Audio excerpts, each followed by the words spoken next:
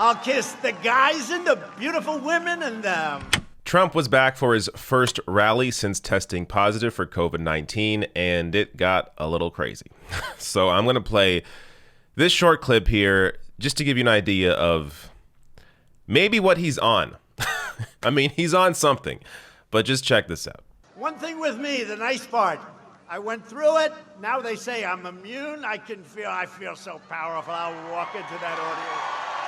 I'll walk in there. I'll kiss everyone in that audience.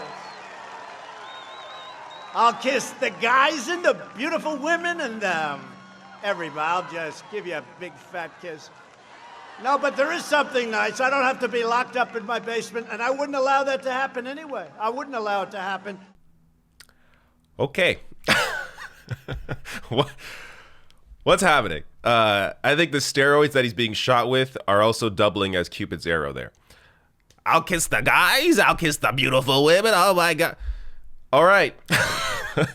I mean, you do see, you can understand if you really do not know anything at all about politics, don't understand the impact that politicians have on your life, you can understand why he has some support still. He is an entertainer. He is essentially a right-wing comedian.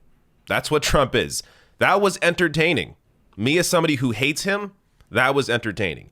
And the only difference between that audience and me is that I know too much. I actually know what this man is about. The audience either knows and doesn't care or doesn't know. But anyways, the rest of the rally, I didn't watch the whole thing, obviously. I don't know how anybody can. But from what I saw, I watched about 20 minutes.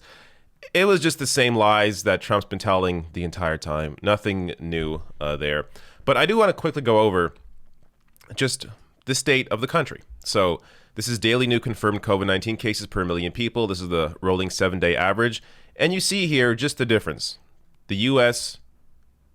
compared to other major countries. Italy, Canada, Germany, Norway, Cuba, South Korea, Australia. All their numbers are down. There is still, there is obviously a second wave happening here.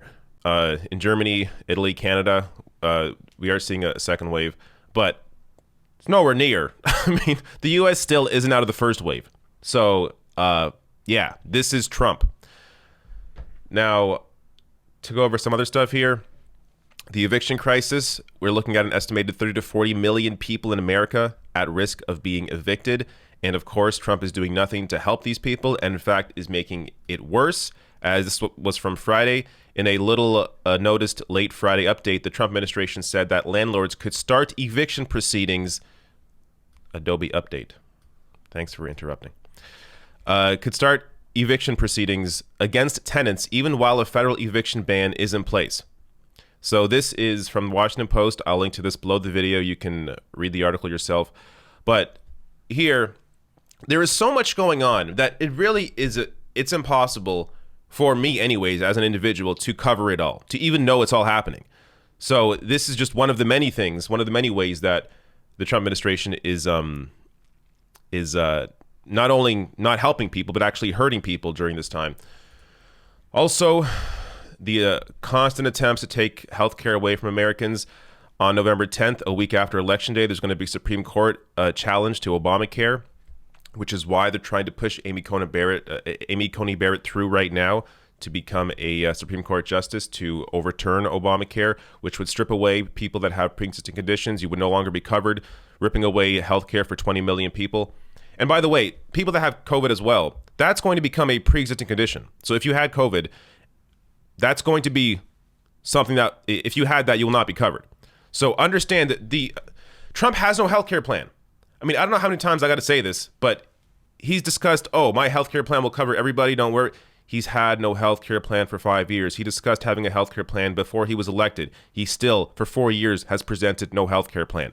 Yet, even with all those facts, Trump supporters don't believe that he's as bad as he actually is. Quote, I think people should be able to have insurance even if they have pre-existing conditions, said Miss Locke, 59, who works in Jacksonville, Florida. As a children's museum director, she recalls jumping from one plan to another before Obamacare when her husband's heart condition threatened to cut them off from coverage. She plans to cast her vote for President Trump in November. and expects he'll do a good job on the issue, despite a policy record that is at odds with that premise. Quote, I've heard from him that he would continue with pre-existing conditions so that people would not lose their health insurance, she said. It's made a big difference with me and my husband. These people are... Look, I feel bad for them. I do. I can't help but feel bad for people that are this completely unaware. But at the same time, there has to be some responsibility. How many times can this man lie, yet you still continue to believe him? I don't know how you get through to someone like this.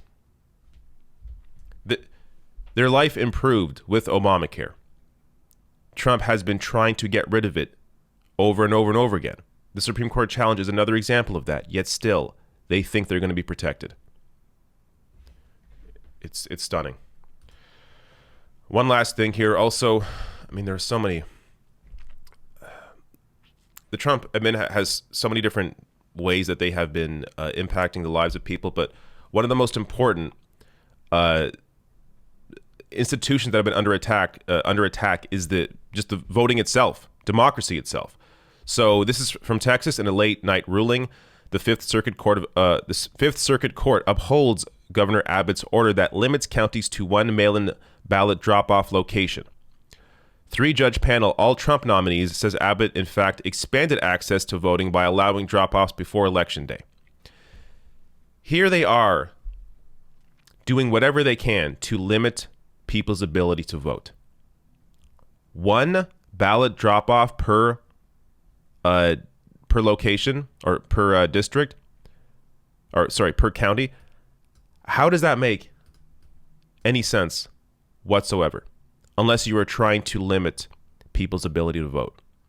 And you know that as well. Trump has tried to destroy the USPS, has been undermining mail-in balloting, even though he himself mails in his ballot. Yeah. So don't get mesmerized. I know, look, my audience knows this, but in case this video happens to be viewed by somebody who's a Trump supporter, don't get mesmerized by Trump's ability to be entertaining. He can be entertaining. He's also a terrible human being, an idiot, and a complete loser.